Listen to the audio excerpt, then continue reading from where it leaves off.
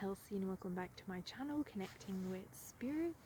So this is another video following on from my other videos on how to connect in with spirit. I gave a few examples in my first video, and then I did a video on how to use tarot to connect with your spirit guides. And this video is how to connect in with spirit, the divine, the universe, your spirit guides, your healing team, whoever it is in the spirit world that you want to connect into. This is a really fun way that I use all the time, and it is a form of divination through omens. And what my spirit guides called it was the fancy word of cryptomancy.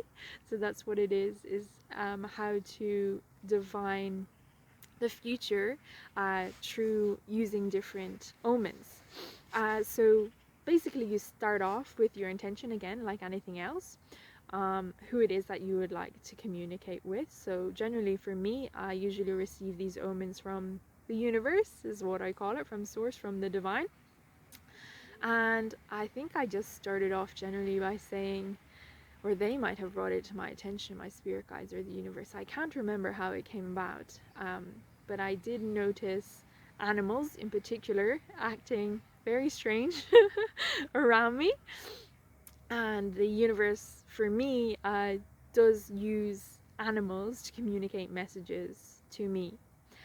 So generally I'd just be out and about and an animal might cross my path, where I might see that animal several times throughout the day, and it would be unusual maybe to see that particular animal several times, or the animal will do something really strange to get my attention. So I remember one time I was walking on the beach and I was kind of in my own mind, in my own world, not really paying attention, but aware that there was this seagull flying up above me, but it was circling me and it kept squawking the whole time. And I don't know how long I'd been walking for, and this was continuing to happen. Like it followed me down the beach, circling overhead, squawking its head off, until I looked up and I was like, oh, there's this seagull, it's been squawking around me, and it's been a couple of minutes, and I was like, oh, I wonder if that's a message. And as soon as I recognized that, the seagull left. So I knew it was a message. And when I receive a message or an omen like that, I will sit quietly and I'll just go inward and ask, what's the message? And then I'll generally receive information on the message. And in this particular one, it was about to do with speaking and speaking up and speaking your truth.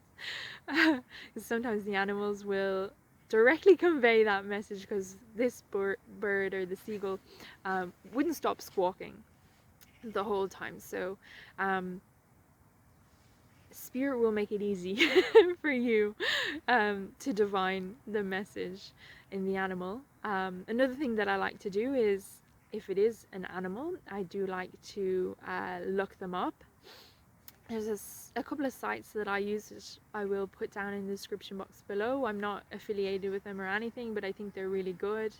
And if you're receiving a message through an animal, it's quite nice to tune in first, I would say. But if you're not really getting anything, or you don't trust what it is that you've received, to look it up, the animal, the spiritual meaning of the animal, and to just read through the information and see what jumps out at you, see what resonates. And that's generally the message that spirit or the universe wants to convey to you.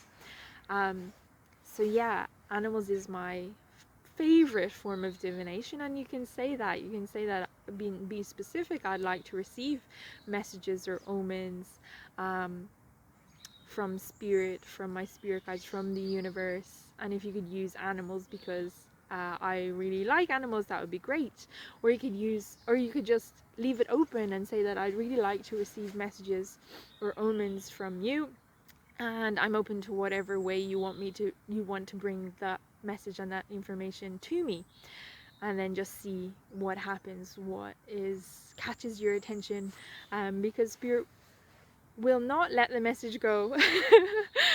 They will bring it to your attention. Even if you miss it, you're not aware of it, you're kind of in your head, like I sometimes am not really paying attention, they will draw your attention to it in some way, shape or form. So don't worry about missing it, because even if you do miss it a couple of times, they'll bring it in a different way, shape or form. So you will definitely get the message in the end. So yeah, I just wanted to bring that to your attention about animal omens, and that being a form of divination. So there is also other omens. So I think they're old sayings, like if you get an itchy nose, that means that you're going to get into a fight, or if your palm is scratchy, depending on what side of the body is, you could be giving or receiving money. Then if like a fork falls on the floor, there's going to be a woman at the door. There's all these sorts of different omens that the universe or spirit can use to communicate with you also, to be aware of that. But then again, you can be specific, or you can just leave it open and see what comes to you.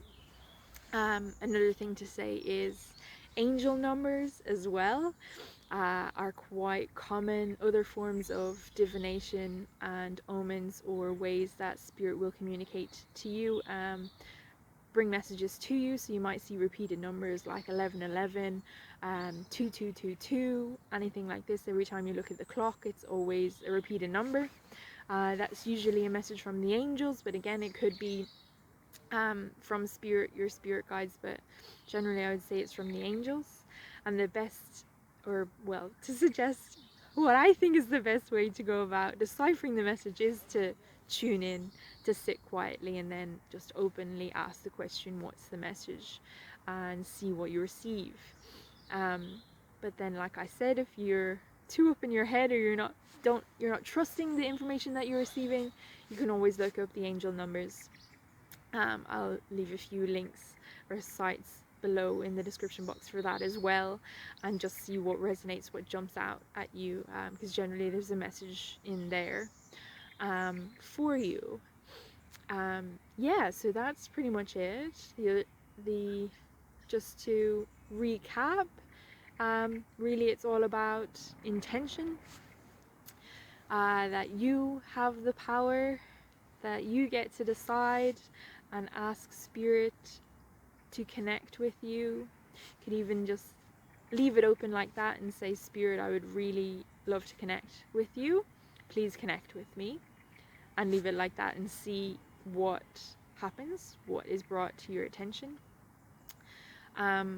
Or if you liked any of the ideas that I kind of chucked out there, maybe chucked isn't the right word, brought to your attention in this video, you can be specific and say, okay, spirit guides, I would really love it if you sent me some animal omens today, with messages of reassurance, guidance, whatever it is that you want to receive, and then let it go and see what happens.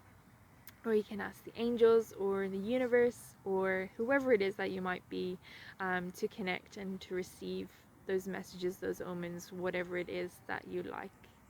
And then also just to say, yeah, to be specific. So whatever it is that you're wanting, if you want messages, if you want reassurance, if you want guidance, if you want clarity, whatever it is, be specific, and be sure to ask spirit specifically for whatever it is that you want, and then be specific in how you want that message to be brought to you, or just leave it open. It's entirely up to you. Have fun playing around with this, because it is a lot of fun. It's nice to bring a little bit of play into your life, and yeah, see how you go. And do let me know in the comments below if you've tried this out, and what you think about it. I'd love to hear from you. So yeah, that's all from I can hardly get the words out today. That's all from me about this subject today, and thank you so much for tuning in, for being here. Take care, and until next time, bye bye.